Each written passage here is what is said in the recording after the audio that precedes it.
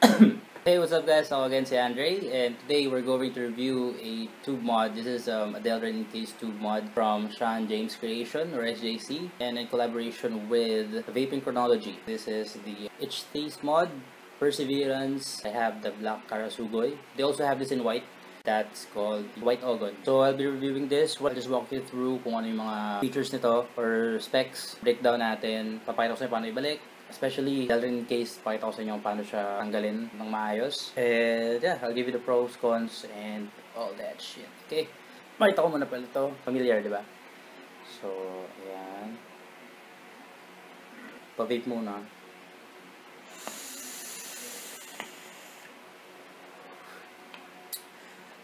Para bilis, dive down agad tayo. Breakdown ko to. Pakita ko yung itsura niya and all. Stay tuned. Alright, there you go. So, ito yung mod. Again, this is the HT's Black Karasugoy by XJC and Vaping Chronology. Again, wala kasing specs. Pakita ko na sa inyo. Dual plate na siya. Yung white nito, color gold yung plate. Ito kasi silver, di ba? Black silver. Kasi makita nyo, may orange siya na parang kaliskes. Then, yan, HT's yan. Ito parang buntot.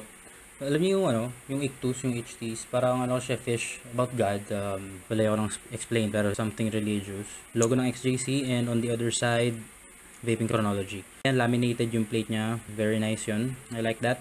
Ito naman, punta tayo sa top cap. Meron siyang 510 connector. Safety.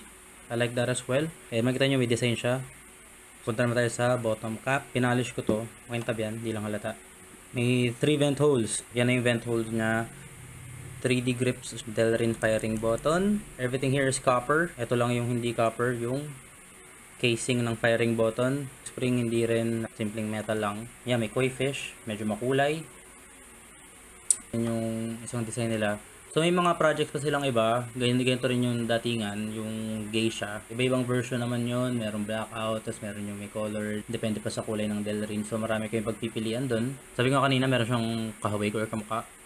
Mukha siyang Tuxipar na Black Serpentes. Naalala ko yung review ni Bogan, yung atomizer, parang Kennedy tsaka Goon. Feeling ko siya nag-review nito, sabihin niya na si Black Serpentes saka si Tuxipar had a baby. Tapos ito yung kinalabasan. Totoo naman. Magkahawig sila. Well, not really kamukha ng Black Serpentes, pero yung 3D grips, tapos merong lubog dito. Hindi lang ganun kalalim yung lubog niya or kalayo yung 3D grips. Still, well, I'm not saying na nanggaya, but as far as I'm concerned, and din yung sa sinabi din, yung statement ni Jamersky, Descalar yata yung last name niya. Basta yun, si Mr. Jamersky, yung Delrin Case tube, idea niya yun, then yun, parang partnership with, collaboration ba? I'm not sure how do you call it. Pero yun, yung mga RVCC mods kasi, project nila yun ng RVCC. Parang siya yung machinist yata dito and in charge sa mga orders. As we all know, yung CEO, si Chad Yumo sa Japan kasi siya based. So yun, breakdown ko na to para sa inyo. Nakita nyo naman na siguro. Good look dun sa body and design. So, simula tayo dito. Kung makikita nyo, may dalawa siyang butas dito. Yung tweezers ko. Meron siyang butas dito, tsaka dito. Para yan ma-unscrew yung top cap. Ako, ito yung ginagamit ko. So, kayo, kung meron kayo ibang tweezers,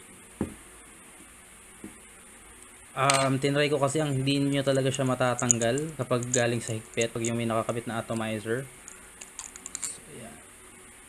Focus tayo sa top cap muna. Meron siyang 510 connector. Also familiar. Lalo doon sa mga RVCC mod users. Ayan. So, nung nakuha ko siya, nakaganyan siya. Self-adjusting 510 pin.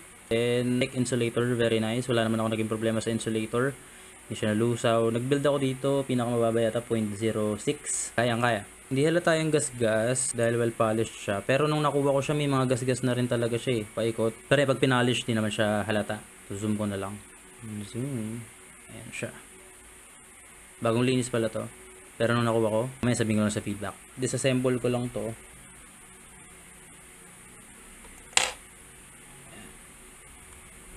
Ayan.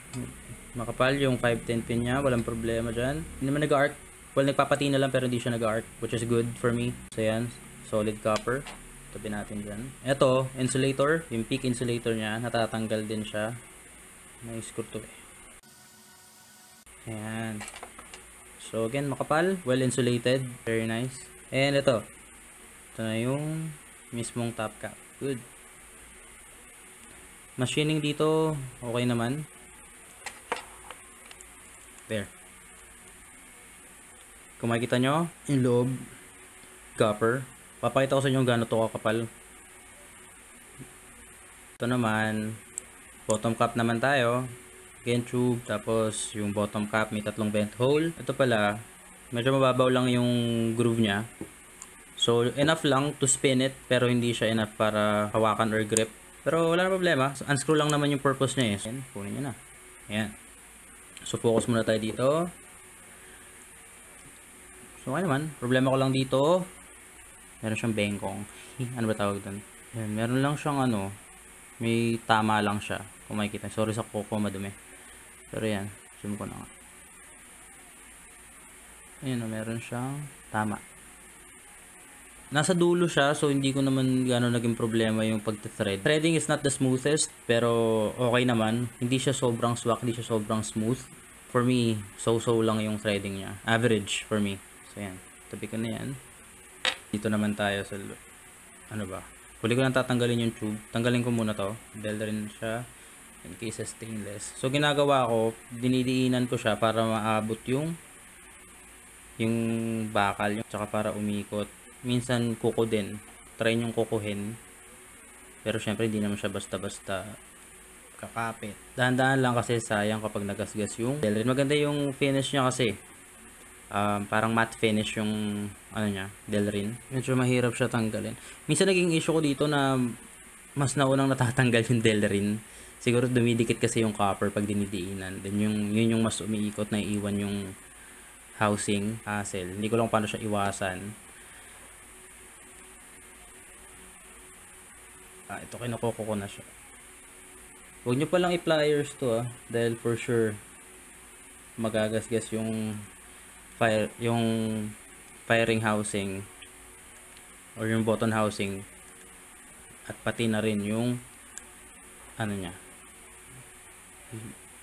yung Delrin body. So be careful guys. Medyo mahirap. Wala, di ko kakat to. Bala kayo. Hassle. Ayan, mga tanda rin ko. Ayan. Bam. So ayan, sinasabi ko sa inyo, copper to. Pahirap hawakan. Ayan, copper. So pag finare nyo siya, didikit siya sa dalawang tubo, makumpleto yung ground niya or circuit. So baklasin muna natin to. Maganda rin yung design niya, lubog yung loob, kakabit lang talaga itong dalawa. So for me, if ever mag-arc man, mas madali siyang linisin kasi konti lang yung kikis-kisin nyo or yung buburahin nyo, lalagyan alcohol. So yan, tanggalin nyo. Ito pala yung medyo mahirap minsan.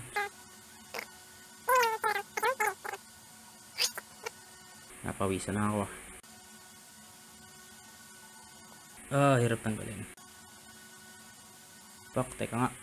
Ayan, medyo lumawag na siya. Ayan. Copper. Focus tayo dito. Okay naman yung threading niya. It does the job.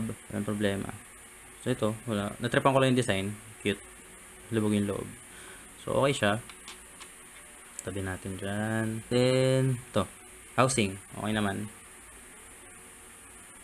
Ayos lang yung threading. Then, Delrin firing button. Tabi na natin. Then, ito, hahatakin nyo talaga siya. I mean, hindi siya yung loose. So, medyo nakakabit siya dun sa wall netong housing. So, hatakin nyo lang yan. Hindi naman siya mahirap tanggalin. Ayan, makita nyo yung loob. Okay lang. Then, ito. Okay siyang i-fire, malambot. Medyo mahaba yung throw niya. Spring.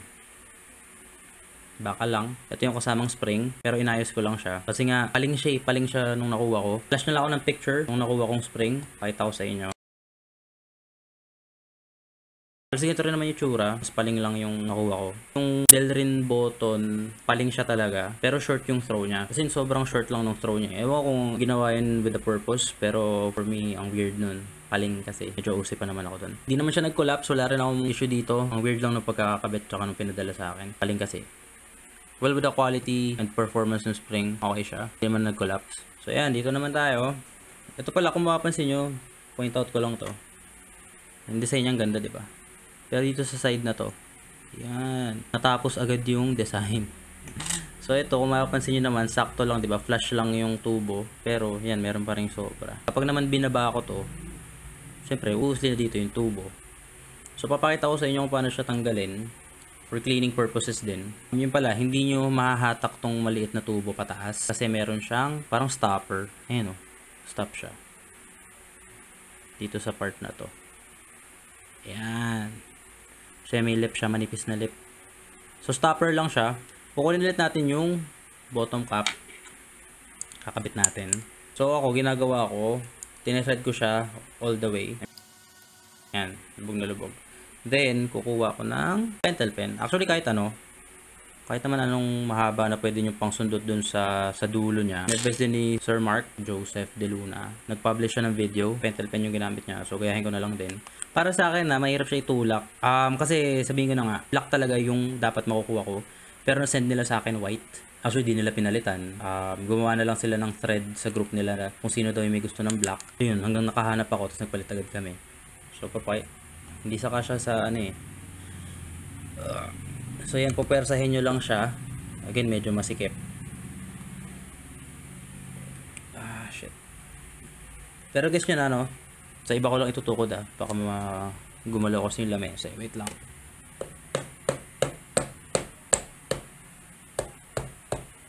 Ayan. So, ayan. Pag pinasok nyo, ayan. Lalabas na yung tubo. Atakin nyo na lang siya. Tatanggal na siya. Diba? Medyo mahigpit dito sa black. Pero yung sa white, tinula ko lang ng kamay. So, ayan. Tinanggal ko muna. So, focus tayo dito. Ang kapal niya, actually, for me, ang kapal niya. Dito, pakita nyo, walang threading kasi ito eh. Diba? So, wala akong pansukat. Pero, as you can see, makapal yung copper niya. And design.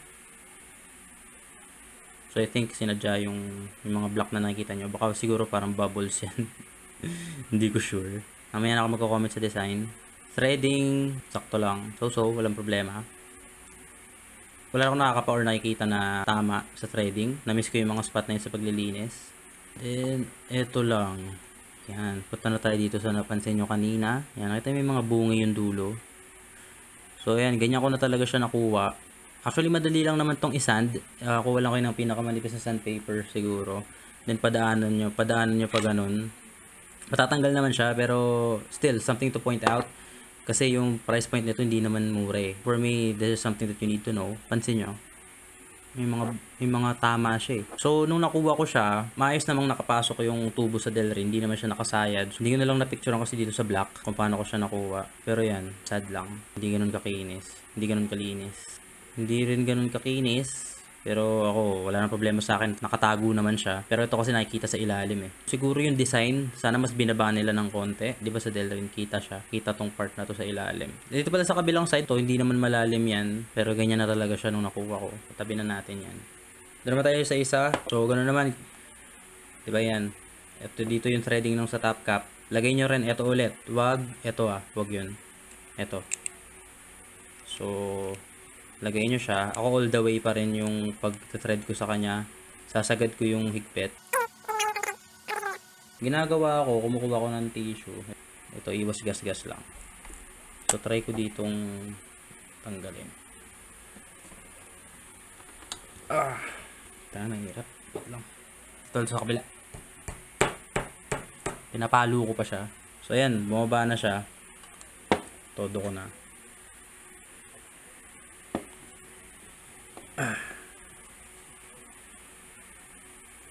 Ayan. Ito yung lumalabas na siya.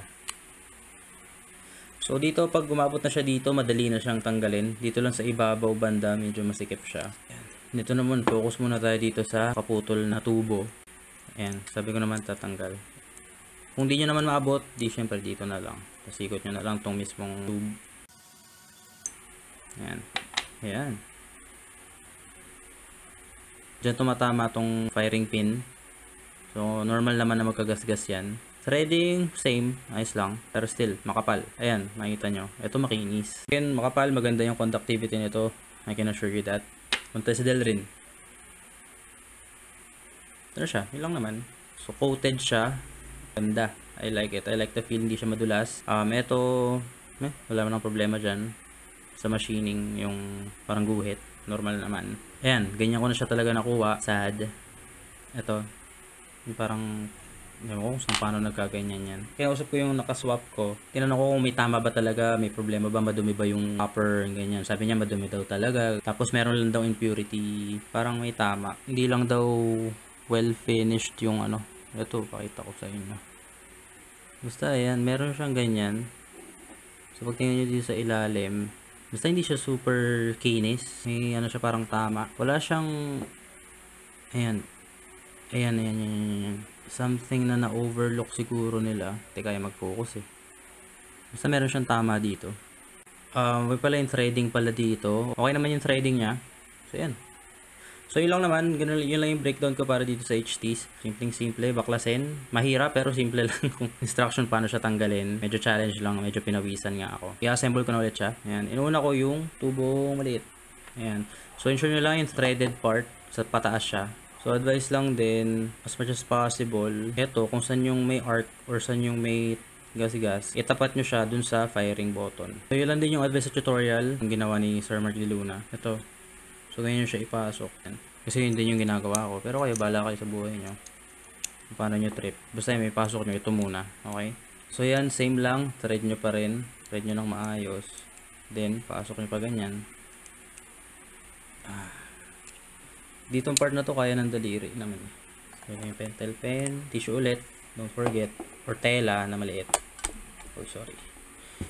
Yan, saksak nyo lang siya. So yan, madali lang, maluwag dyan. Dito lang sumisikip banda sa taas. Or in this position sa baba. Ayan, kung makikita nyo, diba? Nandun na siya. Yan. So, ito, tanggalin natin. Ayan. Ito, hindi nyo na kailangan ikabit yung negative contact nya. Ito lang. Again, yung buoy dapat pataas. So, pasok natin.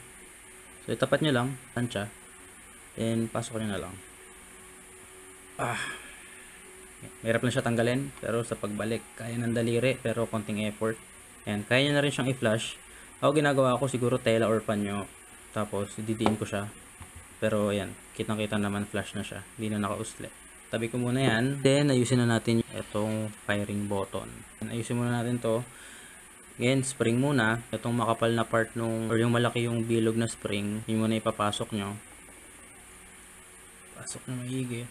Ako ginagawa ko, makuha ko ng maliit na screwdriver. Tinutulak ko yung sa loob. Tulak ko konti. Kasi syempre, pag tinulak nyo to din, babalik lang yung spring nga, diba? Huwag tanga, ha? Ayan. Pasok nyo. Ganyan na siya. Weird, diba?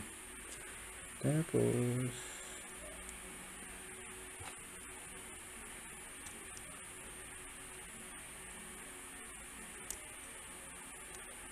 ayan.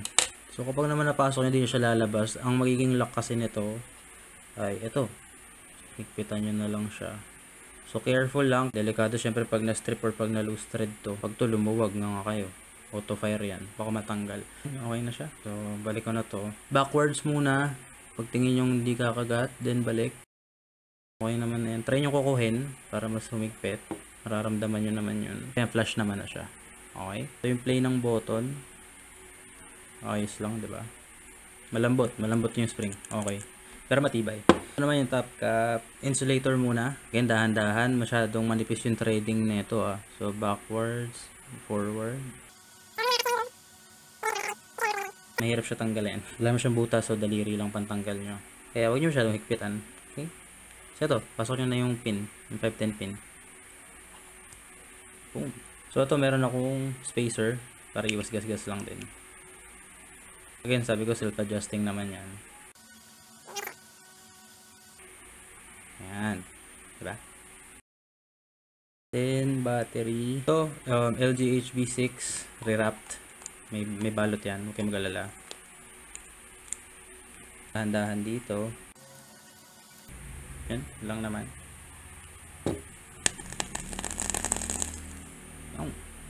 So, yan. Let's go back up top. Nakasarte, no? Balik tayo sa taas, then explain ko sa inyo, pros, cons, and everything. So yun guys, nakita nyo naman paano ko binaklas, yung specs niya. Hopefully napakita ko naman lahat ng gusto nyo makita or dapat makita dito sa mod na to. Kung paano siya nagwo-work, paano bakasin, paano ibalik, and yun, mga simpleng tips din para mas maingat yung babaklas or malinis yung mod. So yun, drip ko lang din, pakita ko yung performance ng mod. This is what I'm using. Hype by Daily Vape or powered by Daily Vape. Sarap. Especially summer nga. Sarap. So, ang ganda ng 3D grips niya. Yung. So, yung build ko pala dito, resistance is at 0.09 ohms. Mababa. For the newbies, not advisable. This is by Carlo Hizon of Simulation Coils PH. Like nyo yung page if you wanna order Alien Coils. Triple core, 26 gauge, all nichrome aliens. Power check. Ramp up is good naman. Okay naman yung ramp up.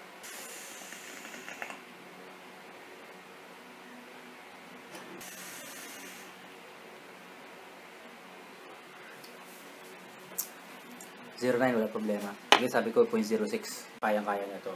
Hard hitting guys, hard hitting. Ramp up is fine, but if you get the hybrid, mas okay yung ramp up ng less voltage drop syempre. Na-weirdohan lang ako dito. Pansinin nyo. Yung nasa ilong ko banda. Ito, pantay yung groove niya. Yung lalim niya pantay. Pero ito, ang lalim. Hindi ko lang magets yung purpose nito. Kasi, pinky mo yung lalapag dito eh. Yung pinakamaliit mong daliri. Lalapat sa pinakamalaking groove ng mod. Pero, doesn't affect the performance. Yung subjective lang naman. Weird siya sa feeling. Parang ang laki. Ayun o, minsan nga hindi siya tumatama eh. And yung placement niya, sakto lang. Okay din. Pero kung minsan nasanay ako dito, if kinakalang ko to kasi dito eh. Para di malaglag, diba? So, yun lang. Mag-flash ako ng pictures nung White Ogon, yung unang-una kong na-receive. Mag-flash ko yung picture ngayon.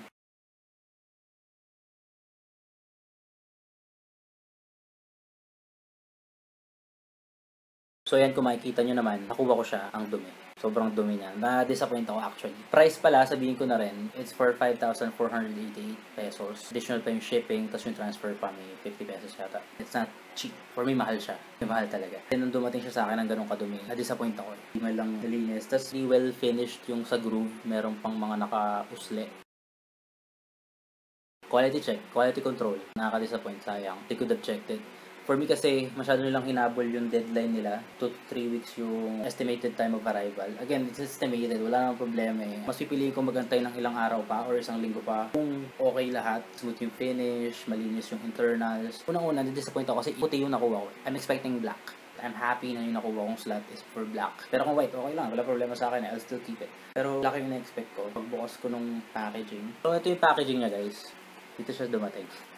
Ayan, dito siya nakalagay. Safe. Safe na safe, I can say. And you can tell as well. Wala na siyang kasamang iba. Just the mod. Paggupit na paggupit ko, nakita ko agad yung white. Wala na. I don't know. Malinaw naman. Meron silang list kung sino yung mga nanalo ng white, sino nanalo ng black.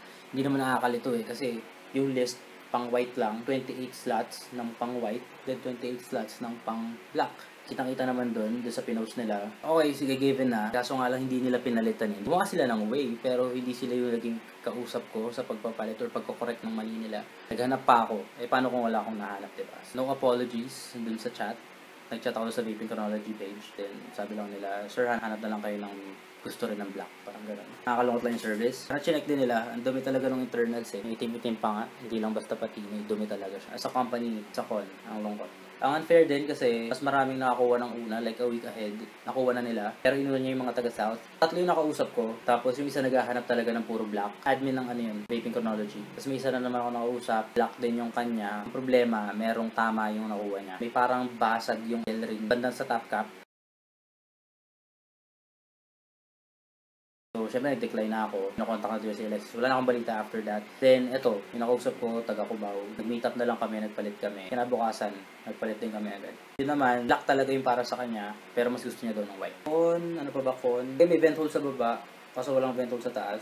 Sana binutas na talaga nila yung sa top cap. Con. Ito yung design. Hindi nila maayos ng design, meron pa rin uka, may part na walang thread kapag pinasok yung buong tubo, something na na-overlook nila. Other con, ito, I'm being picky na lang I think something that I need to point out din. May bubbles tsaka dumi. Hindi ko alam kung on purpose yun, pero may bula yung loob ng laminate, may dumi. Pero walang problema, din mo siya nalalaglag. Maganda yung pagkakakabit ng laminate. Another con, hirap tanggalin ng button. Minsan unang natatanggal pa yung Delrin button niya kaysa dun sa housing mismo. Hassle lang. Something that I need to point out din. Pag long nose nyo naman masyadong maliit, tatama sa Delrin eh. Huwag nyo nang gawin. Pros! Hard hitting mod guys, I swear. This is hard hitting. I'll give it to them. Lakas niya. Kayang-kaya yung mga builds nyo. Walang problema. Pro, some will definitely like this. Yung mga nakita akong excited dun nung bago i-release to. Actually, may tattoo din akong koi sa braso. Yan, gusto yung design. May meaning sa kanila. And yung totoong meaning naman talaga sa Japanese, check the story, maganda yung story mo sa koi. It's about perseverance nga. It's HT's Perseverance. Ito yung pangalan ng project nila. Ganda nung feel niya, the matte finish ang ganda. Definitely ingatan nyo. Ako, bumili ko nito, dito ko siya nilalagay pag nasa bag. Ingatan ko rin syempre, sayang kasi pag nagasgas. Hard hitting, ang kapal ng copper, ang ganda ng quality ng copper na ginamit. Ramp up is fine. So, let's say na mawala ako to, masira, or kung naman mangyari sa kanya. You're gonna ask me if I'll buy a new one, given na meron pang available na ganito. For me, no. Hindi na ako bibili. Bibili ko ng iba siguro. Pero kung wala ng iba, if I'm going to buy a new one, yeah, I'll buy. Bibili rin ako. But, hindi na ako papayag siguro na bumili through shipping siguro. I think John EY is selling XJC and Vape Technology stuff. Yun yung day siya, meron doon naka-display. So, it would be better siguro kung pupunta ako direct sa shop. Then, pipili ako. I don't wanna get surprised again eh. So, siguro lesson na sa akin to. First time ko maka-encounter na gano'n yung shinip. May mga mods na rin ako nakuha through shipping. Nakuha ko siya ng walang problema. So, next time, quality guys. Quality. I'm calling out XJC and Vape Technology. Si Sir Jamersky and Alexis Tamanya. Huwag niyo masyadong habulin yung deadline. Kung hindi talaga kaya, maintindihan naman namin eh. Pero, for me, as your first project, siguro, hindi may iwasan yung gano'n. First project together, siguro gano'n talaga. Hindi na order ulit online sa kanila. Sana yung maging regular yung pagkuha ni John EY ng mga mods nila. Para rin, if ever, para sa iba, you can just go there. Believe din ako kay Sir John EY kasi hindi naman yun mag-ship ng pangit. Tulad dun sa Crotalus, whatever. May statement kasi siyang nilabas, sabi niya na ginawa naman daw niya lahat para gumana bago i-benta, di ba? Then you can maybe ask pictures bago i-send, di ba? But again, this is definitely nice if you have one. Ako, sinishare ko ng experience ko, I'm not saying na lahat ganito. But still, the fact na nangyari yun sa akin, baka nangyari din sa iba, wala lang nagreklamo. May mga fan kasi talaga yun. Hindi naman natin maalis yun.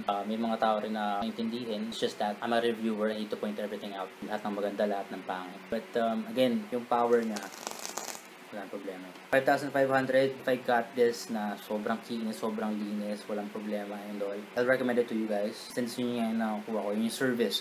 Yun lang naman yung con, para sa akin yung main con, service lang. So, yun lang. I think na-cover ko naman na lahat. Pros, cons. Yan, good. Call out ko yung maker. Quality check. If I'm going to rate this mod from 1 to 10, I'll give it a solid 9. Bakit hindi 10? Again, yung threading niya kasi not the smoothest. And yun, may tama yung nakuha ko. And I think it's overly designed. Again, personal lang, subjective. I'm not saying na para sa inyo. Still, classy. That's why I give it a 9. 9 is not a bad rating. Well, just the mod. So, yung sa mga nakakuha nito, sobrang swerte nyo. Definitely for keeps. But the service in the company, I'm not sure. I don't want to give them a rating anymore. I think with the service that I got, it's not worth 5,488 guys. I'm really hoping that they'll take this feedback seriously. So, thank you so much for tuning in guys. Medyo mahaba yung review. Pero maraming salamat. I'll be reviewing more. You can check out my other reviews. Don't forget to like, comment, share, and subscribe. Let me know what you think about my reviews. If there's something that I need to improve, walang problema. Thumbs down, wala rin problema sa akin. Leave a comment and make sure to subscribe. Maraming salamat. Advocacy naman tayo. Always vape on, vape safe, and vape smart. Support local. Always support our Pinoy modders. Supportahan natin sila and always support your local vape shops, guys. Medyo sad, maraming vape shops ngayon pero marami rin nagsasara talaga. Supportahan natin yung isa't isa. Tayo lang rin naman yung magkakasama dito sa community natin. Again, ako si Andre of Andre Mo Vapes. Till next video guys. Peace out.